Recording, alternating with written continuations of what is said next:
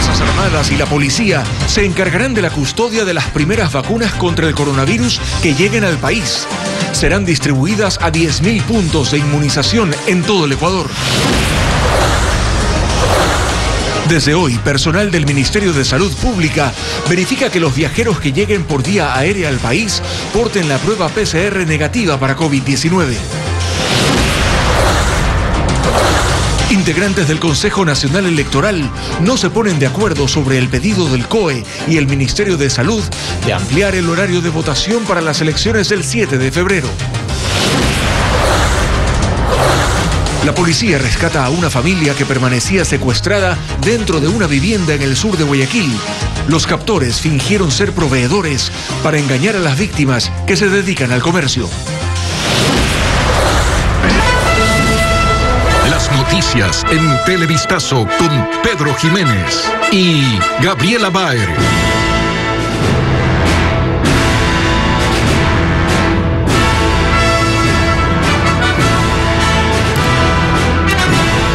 Amigos, buenas tardes. Aquí empezamos Televistazo.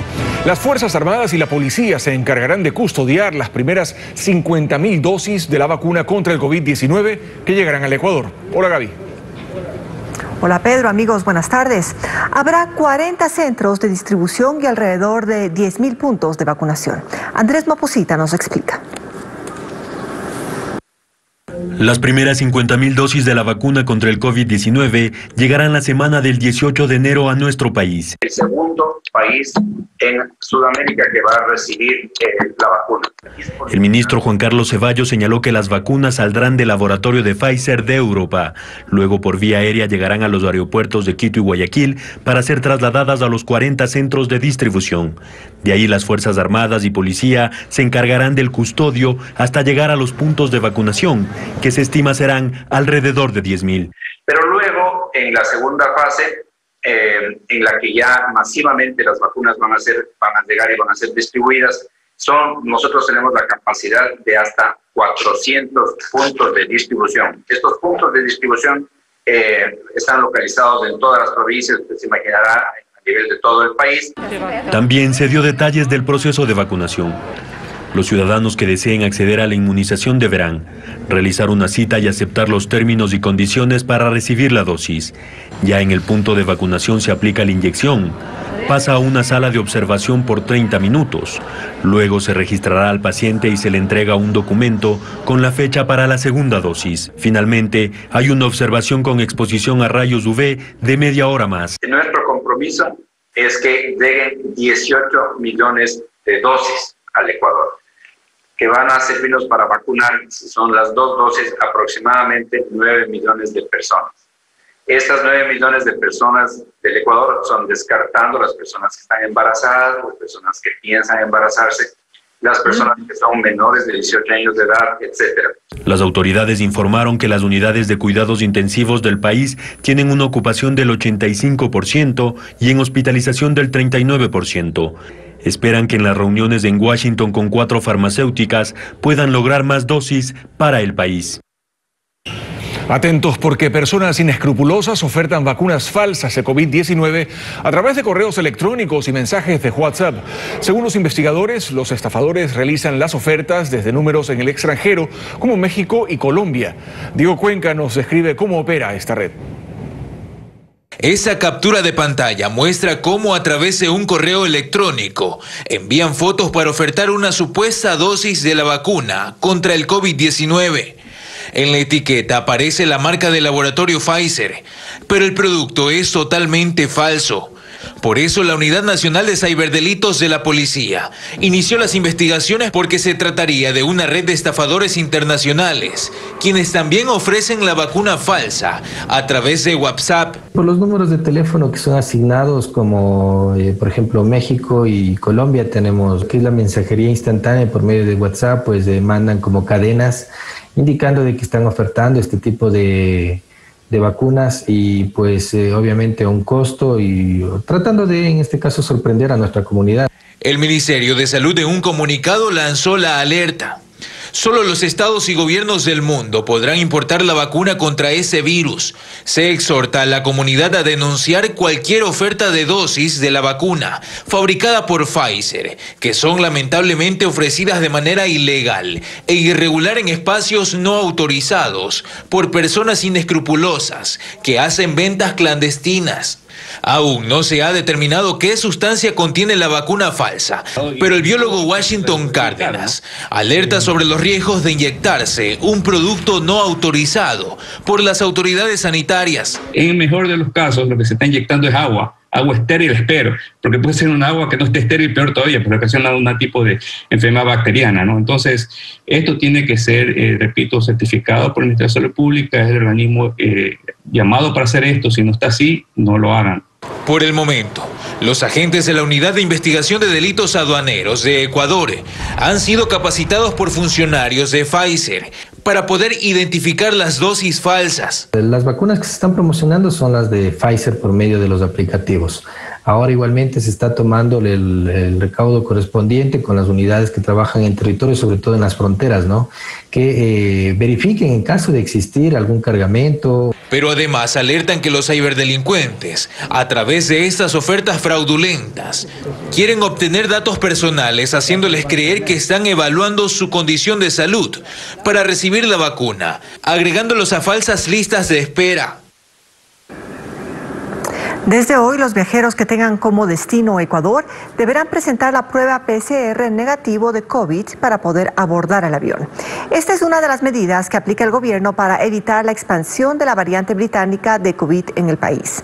Esto mientras el Comité de Emergencia de Guayaquil toma medidas para fortalecer la operatividad sanitaria.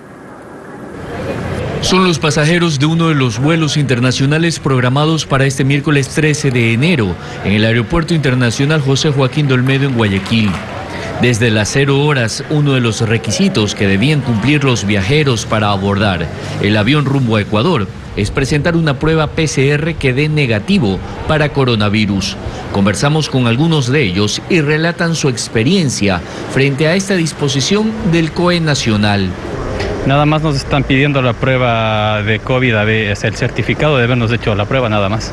Un 20% de seguridad están ahora teniendo las aerolíneas, el sistema del aeropuerto, porque no hay distanciamiento, no hay pruebas PCR, no hay pruebas rápidas, nada. La prueba del PCR y una declaración que en estos últimos 21 días no tuve contacto con personas enferma. De esta manera, las autoridades sanitarias buscan evitar que ingresen al país más personas contagiadas con la variante británica del coronavirus. Adicional a estos controles que se aplican a nivel nacional, el Comité de Emergencia de Guayaquil ejecuta otras acciones para reforzar la operatividad sanitaria. Entre las medidas está la de contratar por 2 meses a 10 médicos intensivistas para que trabajen en el Hospital de Monte Sinaí, en donde se habilitarán 40 camas de cuidados intensivos. Esto como parte del convenio entre el municipio de Guayaquil y la Coordinación Zonal del Ministerio de Salud. Estamos en una capacidad aproximadamente del 88-90%, como lo estuvimos conversando hace un poco. En las clínicas privadas hay un aumento debido a que la gran mayoría de estos pacientes también son derivados de otras provincias. Esto sería, según lo conversamos con Francisco, el 20 de enero, y con esos 10 galenos intensivistas se abrirían 40 camas más de terapia intensiva, es decir, UCI. Adicionalmente se instalarán 3 carpas en varios puntos de la ciudad, similares a las colocadas en los peajes de ingreso a Guayaquil, con el fin de poder atender a personas con síntomas leves, para evitar saturar el sistema de salud pública. Las aerolíneas tienen la responsabilidad de cumplir protocolos para evitar el embarque de personas que podrían estar contagiadas con COVID-19. Juan Carlos Esprúa conversó con los representantes de 2 compañías aéreas que están aplicando la medida dispuesta por el COE Nacional. El personal de las aerolíneas está consciente de que la situación con la pandemia aún es compleja tras el aumento de casos a escala mundial. Es por ello que ya cumplen de forma rigurosa con la resolución del COE Nacional, que establece la presentación obligatoria del resultado negativo de una prueba PCR para COVID-19 antes del embarque. Nosotros tenemos la obligación de denegar el embarque a un pasajero que no presente un documento que sea exigido por el país de destino. Le debe denegar el embarque. Se trata de buscar una solución, por supuesto, para el pasajero, tratar de acomodarlo en otro vuelo hasta que logre conseguir el documento faltante, que en este caso es la prueba PCR. Explican que si una persona que iba a volar al Ecuador da positivo para coronavirus previo a su viaje, no debería acercarse al aeropuerto. Muchas veces el pasajero, al tener una prueba positiva, trata de llegar al aeropuerto para realizar su cambio o para que se exima alguna penalidad, pero no. Aquí el llamado es a que no se presenten en el aeropuerto y a través de nuestro call center realice la reprogramación de su viaje. Sin embargo, las aerolíneas apelan a la responsabilidad de los pasajeros para presentar pruebas PCR reales de COVID-19. Las aerolíneas tenemos la obligación de pedir que el documento exista, pero no tenemos la capacidad de dirimir si el documento es verdadero o falso. Y ahí el caso de haber una prueba falsificada, el responsable es absolutamente el pasajero. Para viajar a Ecuador es imposible tener un control de todos los laboratorios a nivel mundial que garanticen la veracidad de la prueba. Partimos de la buena fe y del hecho de que cada uno es responsable de protegerse, de proteger a su familia y a los ciudadanos. Las aerolíneas que no cumplan con la medida serán sancionadas. Y pueden ser sancionadas en sus rutas, en sus frecuencias, si es que no cumplen con esta exigencia del gobierno ecuatoriano. Al tener un tema sancionatorio, las aerolíneas tienen toda la motivación para poder exigirlo, de lo contrario pues pueden tener multas económicas. La resolución para presentar obligatoriamente una prueba PCR negativa para viajar a Ecuador se mantiene de manera indefinida. El Consejo Nacional Electoral deberá decidir si amplía o no los horarios de votación el próximo 7 de febrero. Ante una consulta del mismo CNE, la Procuraduría respondió que el organismo electoral debe establecer como excepción si hay una ampliación de horarios. Patricio Díaz nos informa. El Procurador General del Estado, Íñigo Salvador, respondió al Consejo Electoral sobre su consulta de si era factible extender el horario de votación para el próximo 7 de febrero, debido a los riesgos que vive el país por la pandemia. El funcionario señaló que corresponde al CNE, bajo su exclusiva responsabilidad, determinar la conveniencia de establecer como excepción la ampliación del horario de las elecciones generales, o en su defecto, otras medidas excepcionales que permitan aplicar las recomendaciones técnicas que la Autoridad Sanitaria Nacional formule. La presidenta del organismo electoral reaccionó a esa decisión. Siendo un tema excepcional, como lo ha dicho la Procuraduría General del Estado, tiene que el Pleno del Consejo Nacional Electoral resolver aquel asunto luego de un informe también técnico-jurídico que tiene que conocerlo el Pleno. No quiso adelantar su posición sobre extender las horas de votación. No, espero la recomendación jurídica, técnica, para emitir yo mi... El vicepresidente del organismo, en cambio, sí propone una opción. Personalmente considero que es factible. Tendría que ser de 7 de la mañana a 7 de la tarde. Mientras tanto, el consejero José Cabrera considera que el Código de la Democracia no faculta una ampliación, pues determina que se realizará de 7 de la mañana a 5 de la tarde. Mi postura personal es que se mantenga el horario por cuestión de que se encuentre en la ley. Y ustedes saben que para cualquier reforma de la ley es un año antes de las elecciones. Sin embargo, respetaré la decisión de todos mis compañeros. El COE Nacional y el Ministerio de Salud también pidieron al CNE la extensión de horarios, en su caso de 6 de la mañana a 7 de la noche. ¿Y cuándo se tomará la decisión? Tiene que ser inmediato, porque tenemos que anunciar a la ciudadanía cómo continúa el proceso. Esta decisión se analiza a 25 días de las elecciones. El Consejo Nacional Electoral ha dispuesto la suspensión inmediata de la publicidad de la Alianza Unión por la Esperanza, UNES, en la que aparece el expresidente Rafael Correa en un video de respaldo a los candidatos de esa agrupación política que también auspicia la postulación de Andrés Arauz. En un oficio, el CNE indica que su decisión se basa en informes técnicos y jurídicos luego de confirmar que Correa tiene suspendidos sus derechos políticos al estar condenado a prisión y tener una sentencia ejecutoriada en su contra por el caso Sobornos.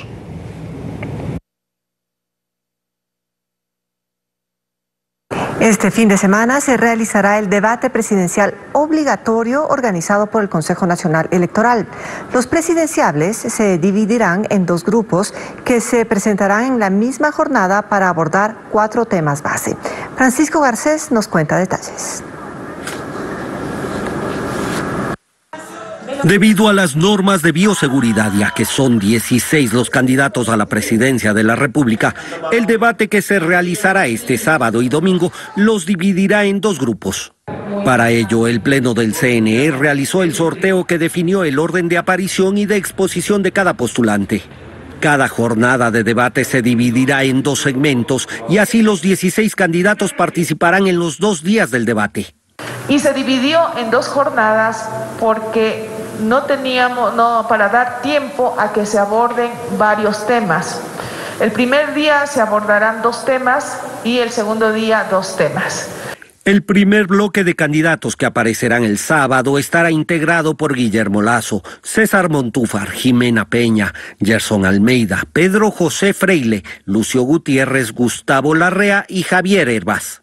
Y a continuación se presentará el segundo bloque que lo integran Guillermo Celi, Giovanni Andrade, Carlos Agnay, Isidro Romero, Juan Fernando Velasco, Andrés Arauz, Yacu Pérez y Paul Carrasco. Pero la metodología adoptada no fue del agrado de todos, en especial de la consejera Estela Acero, quien cuestionó posibles incumplimientos del reglamento que no contempla el sistema al final aprobado con el acuerdo de los representantes de las organizaciones políticas. Yo quisiera que tengamos en bien del país sensatez. Y la sensatez implica que la suerte, lo aleatorio, no cambia cuando se maneja en 2 bloques. Simplemente en el país no existe un escenario donde quepan 16 personas con medidas de seguridad. Por eso, que no pudo estar previsto en el reglamento que fue elaborado antes de la pandemia, entonces tuvo necesidad de adaptarse a 2 bloques.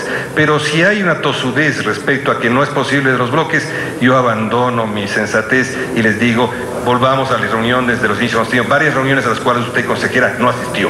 El debate que se realizará en la Casa de la Cultura es obligatorio para los candidatos. Cada jornada tendrá algo más de 2 horas de duración y los candidatos deberán escoger sobres cerrados en los que estarán las 16 preguntas sobre economía y empleo, educación y salud, grupos vulnerables y relaciones internacionales y derechos humanos, además de temas de medio ambiente, pandemia y seguridad. Vamos a la pausa y más adelante, restaurantes cerrados, prohibición de venta de licor y otras restricciones empezaron a aplicarse en Tulcán. Autoridades buscan combatir el aumento de casos de COVID.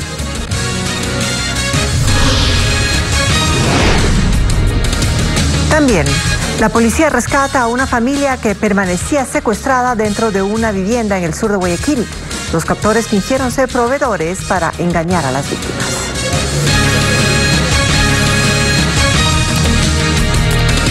En medio del concurso para jueces de la Corte Nacional de Justicia, el Consejo de la Judicatura lanza la Mesa Anticorrupción.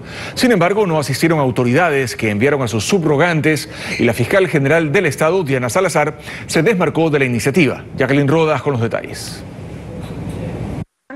El Consejo de la Judicatura lanzó este miércoles la Mesa de Lucha contra la Corrupción. La presidenta del organismo explicó el objetivo de esta iniciativa. Lograr la implementación de mecanismos para identificar actos de corrupción y sensibilizarnos frente a las causas y los efectos, denunciar las irregularidades que puedan afectar a la entidad, a las entidades aquí presentes, pero sobre todo a la sociedad en su conjunto. En la mesa directiva estuvieron ausentes las principales autoridades del Ministerio de Gobierno y de la Corte Nacional de Justicia que enviaron a sus subrogantes. Y aunque en la convocatoria figuraba la Fiscalía General del Estado como participante, su titular, Diana Salazar, tampoco asistió y terminado el acto se publicó un comunicado para informar que la entidad ya cuenta de forma permanente con la Unidad de Transparencia y Lucha contra la Corrupción y la Fuerza de Tarea Multidisciplinaria y que la Fiscalía General del Estado no adherirá a la Mesa de Lucha contra la Corrupción propuesta por el Consejo de la Judicatura, ni suscribirá acuerdos para la creación de nuevas instancias interinstitucionales,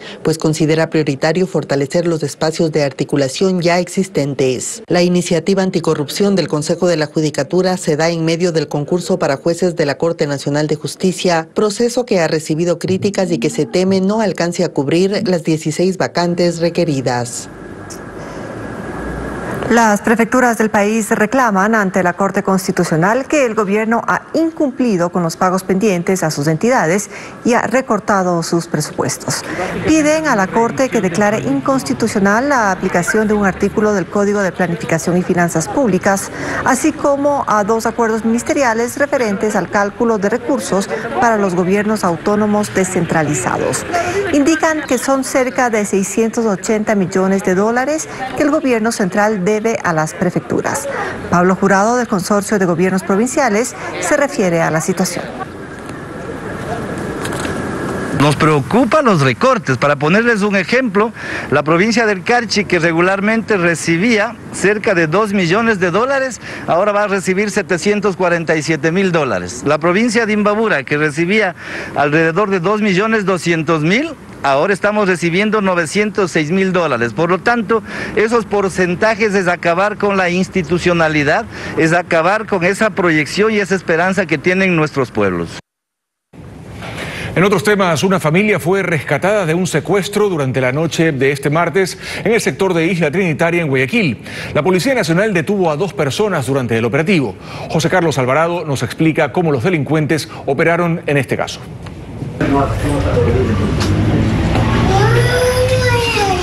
Este fue el momento en que la unidad antisecuestros de la policía intervino en una casa del sur de Guayaquil, donde un hombre, su esposa y su hija de 4 años estaban secuestrados. La investigación fiscal indica que el padre, quien es comerciante, recibió una llamada de un miembro de esta banda de delincuentes, quien fingió ser proveedor y le ofreció un negocio. El sujeto situó a los comerciantes en una casa en la cooperativa 25 de Julio en la Isla Trinitaria. Allí arribaron al mediodía y luego de ingresar fueron retenidos por otros 2 hombres. Desde el inmueble los secuestradores extorsionaron vía telefónica a la familia de las víctimas, pidiendo $5.000 para liberarlas. El fiscal Stalin Coca, quien fue parte del operativo, explica que en el lugar se encontraron armas de fuego, dinero en efectivo, droga e incluso una granada. Un conductor que los acompañó al sector fue quien dio la alerta al 911. Una vez que ingresaron y no dejaron ingresar al chofer, él se percató que luego de unos instantes comenzaron a haber unos gritos. Y salieron los señores a quererlo coger al chofer y este salió corriendo y dejó el carro botado. Los 2 sujetos fueron detenidos y ninguno reporta antecedentes penales. Luego del rescate ejecutado en este inmueble en la Isla Trinitaria, las autoridades policiales están tras la pista del presunto cabecilla de esta organización dedicada al secuestro y a la extorsión. Y aparte de eso, con los que nos presentan las drogas y las armas, creo que también forman parte de alguna organización delictiva que buscan espacio en la Isla Trinitaria. Durante esta tarde se efectuará la audiencia para formular cargos contra los implicados en este caso. Sube a 6 el número de fallecidos por el accidente registrado anoche en la vía panamericana al norte de la Tacunga. Nuestro corresponsal Patricio Viera reporta que el conductor de la volqueta, quien sería el causante del choque, dio positivo a la prueba de alcoholemia. Tenía apenas 58 años. Norma Salinas llegó desde Gualaceo, provincia de La Suay, hasta la morgue de la Tacunga para retirar el cadáver de su padre. Él era uno de los 7 ocupantes que iban en la furgoneta que partió desde Cuenca rumbo al aeropuerto de Tababela, en Quito. Pero 1 hora antes de llegar a su destino, el viaje quedó truncado debido a un triple accidente. Él iba solo de viaje a dejar a mi hermano al aeropuerto y el destino le jugó una mala pasada. Sus últimas palabras me dijo: si Dios quiere, regresaré a casa. El hecho ocurrió en la vía panamericana a 20 kilómetros al norte de la Tacunga, en el punto conocido como la Piedra Colorada. Juan Carlos Salazar, comandante de policía en Cotopaxi, informa que el conductor de la volqueta invadió carril y se impactó frontalmente con 2 furgonetas. Como consecuencia, 5 personas murieron en el lugar y una más falleció esta mañana en el Hospital General de la Tacunga debido a la gravedad de los golpes. El chofer de la volqueta, supuesto responsable del accidente, ya fue dado de alta y se lo trasladó hasta la cárcel Cotopaxi. El personal, el momento que le detuvo, se encontraba en completo estado de embriaguez, debiendo indicar que este señor no posee ningún documento habilitante, ningún título que pueda manejar este vehículo. Carlos España llegó desde Cuenca hasta el Hospital General de la Tacunga. Su cuñado es una de las 4 personas que resultaron heridas. En la cabeza está golpeado, el ojo está hinchado y la cadera también golpeada. Una vez practicadas las autopsias, los cuerpos serán sepultados en las ciudades de Gualaceo y Cuenca. 2 muertes violentas se registraron anoche en Daule y en Guayaquil. En uno de los casos, un hombre fue baleado por sicarios que se movilizaban en una moto mientras esperaba a bordo de un vehículo. La víctima había salido hace poco de la cárcel. Y como a los 5 minutos llega la policía. Al pie de esta garita quedó el vehículo en que se movilizaba la víctima. De acuerdo a testigos, el conductor permanecía estacionado cuando sujetos en moto lo interceptaron y le dispararon varias veces hasta matarlo. Yo estaba en mi casa en la ventana asomada y cuando llega el carro y suenan los disparos, 4 o 5 sonó. Y ya la moto sale y ahí como a los 5 minutos llega la policía. ¿Estaba con vida? Sí, estaba con vida el señor. El hecho alarmó a los habitantes de esta urbanización privada del cantón Daule, en la provincia del Guayas. El jefe policial del distrito indicó que la víctima registra antecedentes penales por tenencia de droga. Presumiblemente había sido seguido por 2 sujetos quienes se habrían movilizado en una motocicleta tipo Tornado, quienes al momento que para la marcha inmediatamente se acercan por el lado izquierdo, que es del conductor. El hombre había salido de la cárcel en septiembre pasado, por lo que se investiga si el crimen responde a un ajuste de cuentas. A este ciudadano hace conocer familiares cercanos que le habrían amenazado y presumiblemente esta sería la motivación por la cual el día de hoy le victimaron. Asimismo, en Guayaquil, anoche ocurrió otro asesinato. Un hombre murió tras ser baleado mientras caminaba por el sector de las Malvinas, en el sur de la ciudad. Pese a que intentó huir, los criminales lo persiguieron a pie varias cuadras hasta que lo alcanzaron y le dispararon. La policía investiga si ambas muertes violentas están relacionadas con la disputa de territorio para la venta de droga. Hasta el momento, en ninguno de los casos hay detenidos. 2 ladrones amenazaron con armas de fuego y robaron a una familia en un local de comidas rápidas. Ocurrió en el sur de Guayaquil. Los habitantes piden mayor presencia policial.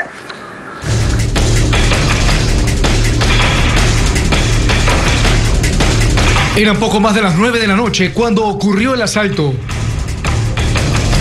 Los 6 afectados acababan de llegar al local. Los delincuentes no les dieron tiempo ni para comer sus hamburguesas. Ambos ladrones portaban armas de fuego y con ellas amedrentaron y quitaron los objetos de valor y dinero a las víctimas. Ellos llegaron en un carro negro, tengo inclusive hasta la placa de ese carro, llegaron y le robaron aquí a las personas que estaban consumiendo en el local. Nos han cogido como chanchitos que vienen, cada vez que vienen despacio, caminan con toda, yo tengo inclusive los videos de las cámaras, con toda la delicadeza del mundo y le quitan las cosas y están con arma en mano, porque vienen con arma en mano. Los delincuentes actuaron en solo 50 segundos. El robo ocurrió en este local de comidas rápidas, ubicado en las calles Chimborazo y General Gómez, en el sur de Guayaquil. Ya no es la primera vez que nos roban. El año pasado, en 2019, nos robaron 2 veces, asimismo en diciembre y en enero. En diciembre nos robaron a nosotros, se nos llevaron todo lo de la caja, celulares, relojes, lo que más pueden. Y en enero pues vinieron y le robaron a todos los clientes acá afuera, ¿no? Porque acá afuera tenemos una carreta de comida. Los tipos son los mismos porque por las cámaras he visto que son las mismas personas que nos robaron y al parecer es el mismo carro. Poco hacen patrullaje. Tiene usted aquí uno, tiene en Capitán Nájera, tiene otro puesto de auxilio, tiene aquí en el lado de Maldonado, me parece que es, y 6 de marzo tiene otro puesto de auxilio. Más sin embargo, estos no funcionan. No se hace patrullaje constantemente. Si aquí ya han habido robos a la misma hora, es increíble que los policías, sabiendo que esa hora es la que roban, no estén dando las vueltas. Esta y las grabaciones de asaltos anteriores serán entregadas a la policía para que trate de identificar y detener a los delincuentes.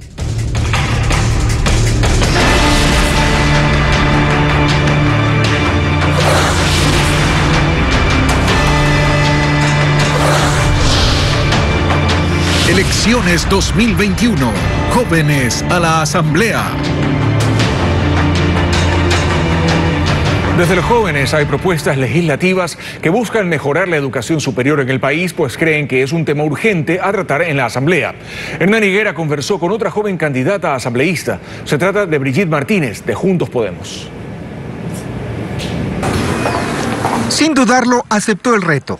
Se considera una opción diferente y quiere legislar en la próxima asamblea.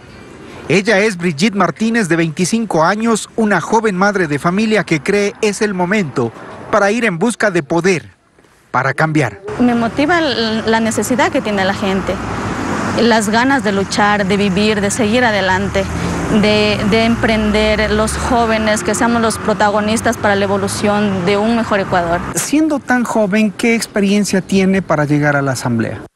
Mi preparación es caminar juntos de la mano de los jóvenes, escucharles, salir con ellos, conversar, las propuestas también que ellos tienen, que no son escuchados. No tiene experiencia política. Cursa el 7º semestre de Contabilidad y Auditoría en una universidad privada, porque la pública le negó la oportunidad. ¿Cuál considera usted que es la ley más urgente que se debe tratar en el legislativo? Los jóvenes necesitamos educación.